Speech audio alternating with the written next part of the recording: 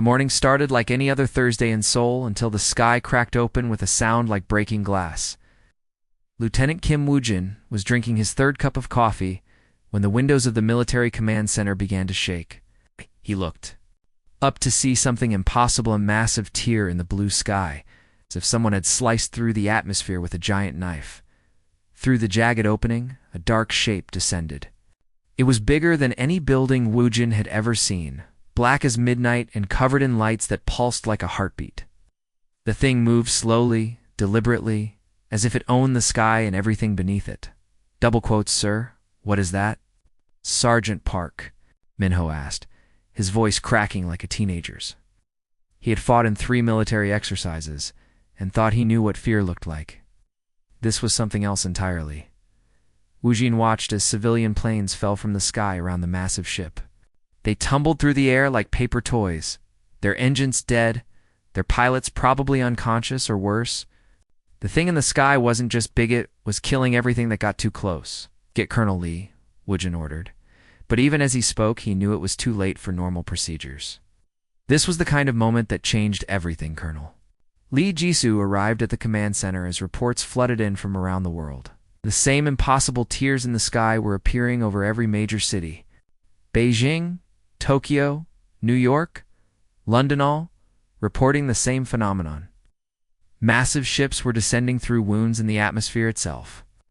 They're broadcasting on all frequencies, Communications Officer Cho Ming-gi reported. 17 different languages all saying the same thing. They want us to surrender. Lee studied the tactical display with the calm expression that had earned him respect throughout the Korean military. But Woo-jin could see the tension in his jaw, the way his fingers drummed against the table. They were facing something that made their most advanced weapons look like sticks and stones. "They call themselves the Veltar Hegemony," Minji continued. "They're demanding complete surrender within 6 hours, or they'll begin what they call population reduction protocols." Captain Han Sun-woo gripped his rifle tighter. He had carried that weapon through 2 tours of duty, cleaned it every night, trusted it with his life. Now it felt like a toy in his hands. "Sir, what are our orders?" Lee looked around the room at the faces of his soldiers. They were young.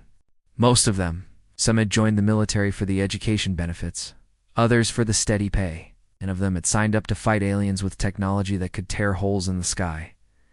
The rational choice was obvious. Any military strategist would look at the situation and recommend immediate surrender. They were outgunned, outmanned, and facing an enemy that had just demonstrated the ability to wound the planet's atmosphere itself. But Lee had spent his entire career studying military history. He knew about the Korean War, about soldiers who held impossible positions against overwhelming odds. He knew about his grandfather who had fought the Japanese with nothing but determination and a refusal to give up. "We hold the line," he said. Simply, the words hung in the air like a challenge. Woo-jin felt something change in the room, a shift from fear to something else. Not confidence exactly, but a kind of stubborn determination that ran deeper than logic. The first Veltar ground. Forces emerged from their atmospheric wounds an hour later. They looked like insects made of metal and energy, their weapons humming with power that made the air itself vibrate. They moved with perfect coordination, like parts of a single machine.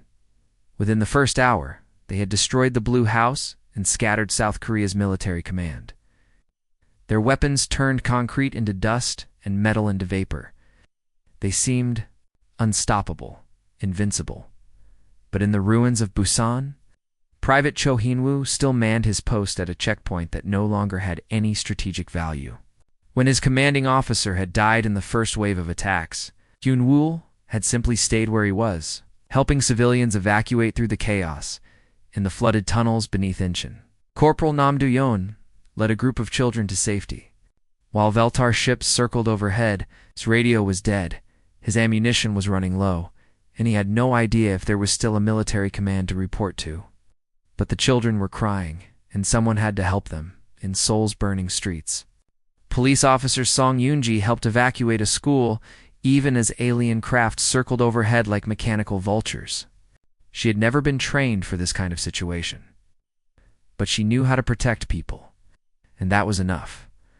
The Veltar had broken the sky above Korea, torn wounds in the atmosphere that would take years to heal. Their technology was beyond human understanding, their power beyond human resistance.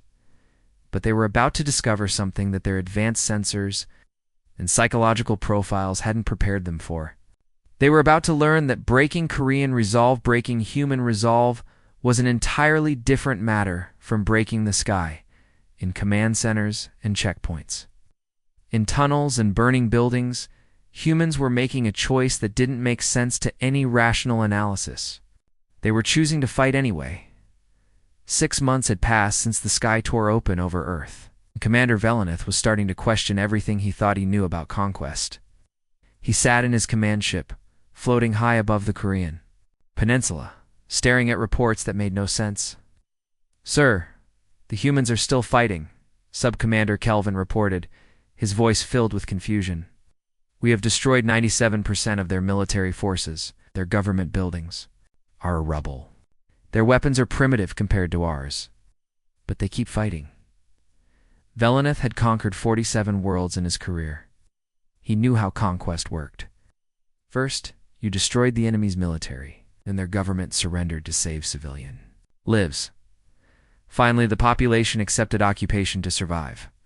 It was a pattern that had worked on every world the Veltar had ever invaded, but not here, not with humans. "How do we dare you show me the reports from Daegu?" Velenith ordered. The holographic display showed a small workshop in the ruined city. Park Ji-hoon, a blacksmith, had turned his metalworking shop into a weapons factory. Using scrap metal and basic tools, he had been making crude weapons for the human resistance. When Veltar patrols found him, he was still working. 3 energy blasts had hit him, wounds that should have killed him instantly, but he kept hammering at a piece of steel, shaping it into a blade with hands that were covered in his own blood. What were his final words, Velenith asked. He told his apprentice where to find more raw materials, Kelvin replied. Even as he died, he was thinking about making more weapons. Velenith studied the footage. In 47 previous conquests, he had never seen anything like this. Defeated soldiers usually begged for mercy or tried to escape. They didn't give instructions for continuing the fight while dying. "What about the scientist in Gwangju?" he asked. Dr. Kim Soyang had been captured while trying to sabotage a Veltar bioprocessing facility. She was a virologist, someone who studied diseases and worked to cure them. But instead of using her knowledge to help the Veltar, she had been working to destroy their equipment. During interrogation, she had refused to speak normally. Instead, she recited children's songs and nursery rhymes, smiling as if she was talking to her own children. The Veltar interrogators thought she had lost her mind from fear and stress. "We discovered later that her songs contained coded messages," Kelvin explained. She was giving instructions to other resistance cells, telling them how to target our biological systems. She turned children's songs into a weapon. Medical Officer Zelthek joined the conversation. He had been studying human behavior for months, trying to understand why they acted so strangely. "Perhaps their irrationality is some kind of brain disease," he suggested. "Notice how they continue fighting, even when victory is impossible. This suggests a malfunction in their survival instincts." But the case that troubled Velenith most was the teacher from Jeonju. Moon Ji-won had been found in the basement of her school with 43 children. She had hidden them there when the Veltar occupied the building, keeping them safe for 2 weeks while the city burned around them. When Veltar soldiers finally found the hidden basement, they discovered something that defied all logic.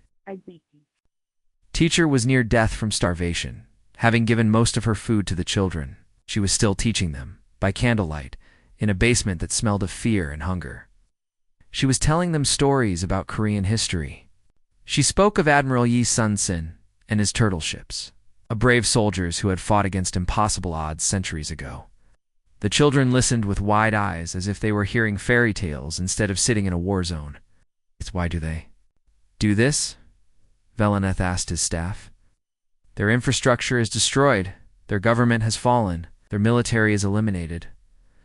What logical reason exists for continued resistance?" His officers looked at each other, but none could provide an answer. They had studied the conquest patterns of dozens of species. They understood fear, anger, desperation, and eventually surrender. But they had never encountered anything like human behavior. On our previous conquests, Kelvin said slowly, the defeated species would fight until they realized they couldn't win. Then they would surrender to save their lives. But humans seem to fight harder when they realize they can't win. Veleneth pulled up more reports. In Seoul, a police officer continued directing traffic around destroyed buildings, as if normal life could somehow continue. In Busan, a grandmother was operating a soup kitchen in the ruins, feeding anyone who was hungry, including wounded Veltar. Soldiers, they treat hopeless situations as opportunities, he said, more to himself than to his officers. When we destroy their military, they become guerrilla fighters. When we occupy their cities, they become underground resistance. When we capture their leaders, new ones appear. The most disturbing thing was how they talked about their situation. Intercepted communications showed humans encouraging each other, sharing resources, protecting the weak. They acted as if helping others was more important than saving themselves. Zolthek said carefully, "Perhaps we need to reconsider our approach. These humans don't seem to follow normal psychological patterns." Veleneth nodded slowly. For the first time in his career, he was beginning to understand that conquest might not be as simple as he had always believed. The dream started in the 8th month of occupation. They were driving the Veltar soldiers insane. Commander. Veleneth sat in his medical bay, reading report after report of his troops experiencing what the doctors called incomprehension syndrome. It was a condition they had never seen before in 47 previous conquests. "Sir, we have another request for immediate transfer," Medical Officer Zolthek reported. "Lieutenant Dekver wants to be reassigned to any other world in the galaxy." Veleneth knew that Burr well. The lieutenant was a decorated veteran who had fought in 12 major campaigns. He'd faced down charging war beasts on Kelthra Prime and survived the acid storms of Vexilon. Nothing had ever broken his nerve before. "What happened to him?" Veleneth asked. "He witnessed an incident in Ulsan," Zolthek explained, pulling up the report. "A human welder named Bae Seokjin was attempting to sabotage one of our communications arrays. Dekver's patrol cornered him on the tower." Veleneth read the report with growing confusion. According to the patrol's account, the human had been caught in the act of placing explosives on critical equipment. He was trapped, outnumbered, and facing certain death. Any rational being would have surrendered and hoped for mercy instead. Seokjin had continued working on his explosive device, while humming what the translators identified as a traditional Korean folk song. He worked calmly, carefully, as if he was back in his workshop instead of about to die. "When we opened fire," this report continued, "he looked up at us and smiled. He waved goodbye like he was leaving work for the day. Then he triggered the explosives. The blast had destroyed both the communications tower and the human. It was a tactical failure from the human perspective. He had died, and the Veltar could rebuild the tower. But somehow it felt like a victory for the human side. I cannot understand their thought processes," that Shver had told the medical officers. "He achieved tactical failure while expressing joy. This violates every model of rational behavior I have ever studied." But the case that really troubled Veleneth was Dr. Yoon Minji, a pediatrician from Pohang. She had been captured while treating wounded resistance fighters in an abandoned hospital. When brought in for interrogation, she had remained completely calm. "I took an oath to heal people," she had explained to her captors. "That oath doesn't include exceptions for alien invasions." The interrogator had threatened her with execution. If she didn't reveal the location of other resistance medical facilities, Dr. Yoon had listened politely, then asked if she could finish bandaging a patient's wound before they killed her. She seemed genuinely confused about why we would want to stop her from helping injured people, the interrogator reported. She acted like healing was more important than her own survival. The interrogation had lasted 3 hours. During that time, Dr. Yoon had answered every question honestly, but in a way that made no sense to Veltar logic. When asked why she helped the resistance, she said it was because people were hurt and needed medical care. When asked if she understood she was helping enemies of the occupation, she said she only saw patients who needed help, The interrogator, a veteran of hundreds of successful questioning sessions, had suffered a complete psychological breakdown. He had to be sedated and was still receiving treatment in the medical bay. The most disturbing case was Captain Kim Tae-yoon, a former Korean Air Force pilot. He had been shot down during the first week of invasion, but had survived the crash. Instead of trying to escape or hide, he had spent months conducting solo reconnaissance missions on foot. When finally captured, he was found carrying detailed maps of Veltar positions, supply routes, and defensive weaknesses. His intelligence gathering was actually quite impressive, showing a level of tactical thinking that surprised his captors. "What was your mission?" they had asked him. "To gather intelligence for command," he had replied matter-of-factly. "But your command structure no longer exists," the interrogator pointed out. "Your military was destroyed months ago." Kim Tae-young had looked at his captors with genuine confusion. "I don't understand," he had said. "Did you think we would just give up because you have better weapons? Do you give up when you're hungry just because food is hard to find?" Commander Velineth found himself reading that transcript over and over, trying to understand the logic. Behind the humans' words, the Veltar had evolved from a species where surrender was a survival trait. Their ancestors had learned that knowing when to yield was the key to staying alive in a harsh environment. But these humans seemed to have evolved from something completely different. They acted as if giving up was worse than dying, as if maintaining their principles was more important than survival itself. The nightmares spreading through the occupation forces were always the same. Veltar soldiers reported dreams of human faces not angry or afraid, but disappointed. The humans in their dreams looked at them with sadness, as if the aliens had failed some test they hadn't known they were taking. Sir Zelthek said quietly, "Perhaps we need to consider that these humans operate on a completely different psychological framework than any species we have encountered." Velineth nodded slowly. For the first time in his career, he was beginning to wonder if there were some species that simply could not be conquered, no matter how advanced your technology. 1 year after the sky had torn open, the Veltar High Command made a decision that would haunt them forever. They activated Final Protocol 7, complete extermination of the human species. The psychological casualties among their forces had reached 34%. With entire units refusing to fight, Commander Velineth received the orders with a mixture of relief and dread. Relief because the occupation would finally end. Because he was beginning to understand that killing all humans might be the only way to save his own soldiers' minds. The final phase began during Earth's winter. Snow covered the ruins of Korean cities, making everything look peaceful and quiet. But the Veltar knew better. Humans were still out there, still fighting, still doing things that made no sense. In the mountains near Kyeonmin had been operating a radio station from a hidden bunker. For months, he had been coordinating resistance activities, passing messages between scattered groups of fighters. When Veltar forces finally found his location, they expected a fierce battle, or at least an attempt to escape. Instead, they found him sitting calmly at his radio desk, still transmitting coordinates and tactical information. His equipment was old and basic, patched together from salvaged parts. The bunker was cold and damp, with barely enough food for one person. "Why do you continue?" Squadron Leader Colthane asked through a translator. "Everyone you're talking to is dead. We eliminated those resistance cells weeks ago." Kyunmin looked up from his radio with genuine confusion, as if the question didn't make sense.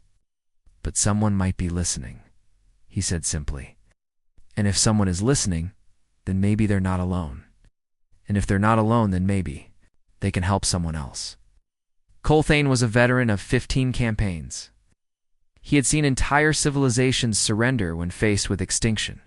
He understood fear, desperation, and the survival instinct that drove most species to give up when all hope was lost.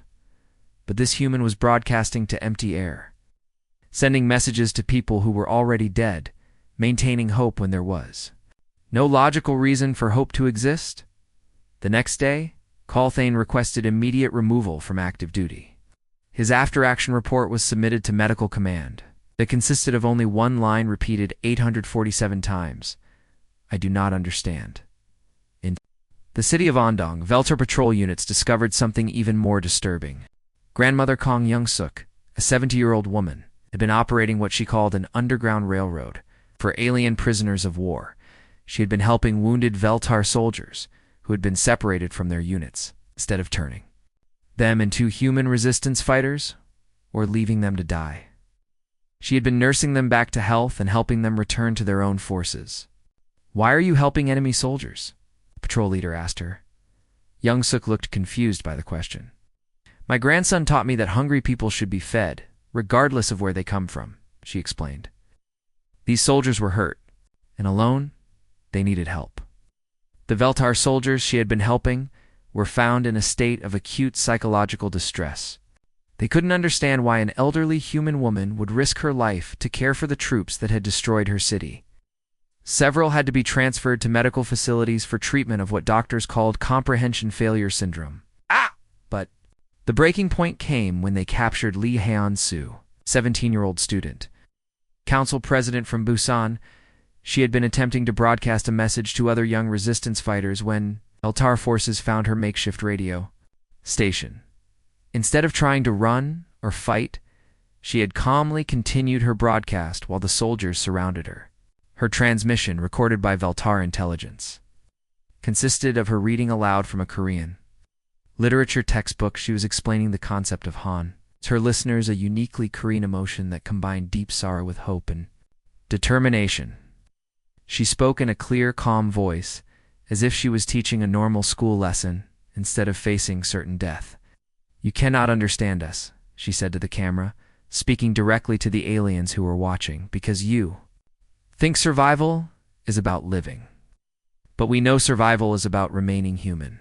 She continued reading from her textbook, explaining how Korean people had survived centuries of invasion and occupation by maintaining their culture, their values, and their humanity. She spoke of ancestors who had chosen death over surrender, of people who had preserved their traditions even in the darkest times. Fleet. Admiral Zonthik viewed the recording 3 days later. He was the supreme commander of the occupation forces, a brilliant strategist who had conquered 12 worlds. But after watching the teenage girl's broadcast, he experienced what medical officers termed complete cognitive dissolution. He was found in his quarters, catatonic, endlessly repeating human phrases he had memorized from intercepted communications. Someone might be listening, he would say over and over. "Hungry people should be fed. Survival is about remaining human." Extermination protocols continued, but the Veltar forces began experiencing wholesale psychological collapse. Their most elite units reported inability to function. Officers suffered complete mental breakdowns. Strategic command could no longer formulate coherent battle plans. For the first time in Veltar history, they were facing an enemy that was defeating them not through superior weapons or tactics, but through the simple act of remaining human. In the face of extinction, 2 years after the sky had torn open above Earth, Admiral Colvin sat in his command ship and stared at reports that made no sense. The Veltar had won. Earth's organized resistance was gone. The human population had been reduced to scattered survivors hiding in ruins and wilderness. The planet was officially conquered, but victory felt like defeat. Colvin had replaced Fleet Admiral Zonthik after the previous commander had suffered a complete mental breakdown. Now, looking at the casualty reports, he wondered if he would be next. The Veltar had lost more soldiers to psychological breakdown than to enemy weapons. Entire divisions were requesting transfer to any other front in the galaxy rather than continue occupying the human world. "Sir, we have another incident report," his aide reported nervously. "From Jeju Island." Colvin sighed. He had been hoping the incidents would stop now that active resistance had ended. But humans seemed capable of breaking his soldiers' minds, even when they weren't trying to fight. The report came from Patrol Leader Tholvak, a hardened veteran who had fought in 23 campaigns. His unit had been conducting final sweeps for remaining human survivors when they discovered fisherman Park Young-ho living alone in a cave on Jeju Island. Young-ho was 67 years old and had been living by himself for months. He had a small, garden where he grew vegetables, and he spent his days fishing and carving wooden sculptures. When the Veltar patrol found him, he was sitting outside his cave, working on a carving of a bird. "The war is over," Tholvac had informed him through their translator. "You are required to report to the nearest processing center." Young-ho had looked up from his carving and smiled. "I know," he had said. "Would you like some tea?" The question had caught the patrol completely off guard. They had been expecting fear, anger, or at least some kind of resistance. Instead, this old human was offering them hospitality. Tholvac had accepted the tea, though he couldn't explain why. The incident report noted that Young-ho had spent the evening teaching the alien soldiers how to whittle wood. He had shared stories about his grandchildren who had died in the first week of the invasion. He had asked the soldiers about their families back home. "He treated us like guests," Tholvac had written in his report. "Showed us pictures of his family, shared his food, and seemed genuinely interested in our lives. When we told him we were the ones who had destroyed his world, he nodded sadly and said he hoped we would find peace when we returned home." The next morning, Tholvac had requested immediate medical evaluation. His final report before being declared unfit for duty contained only one sentence: "I do not know how to fight people who offer tea to their conquerors." Colvin closed the report and looked at the statistics. 78% of his forces were suffering from psychological casualties. Entire fleets were refusing to engage any species that might exhibit what they called human-like behavioral patterns. The Veltar military, which had conquered 47 worlds, was falling apart. The problem wasn't that humans were better fighters. The Veltar had superior technology, better weapons, and more advanced tactics.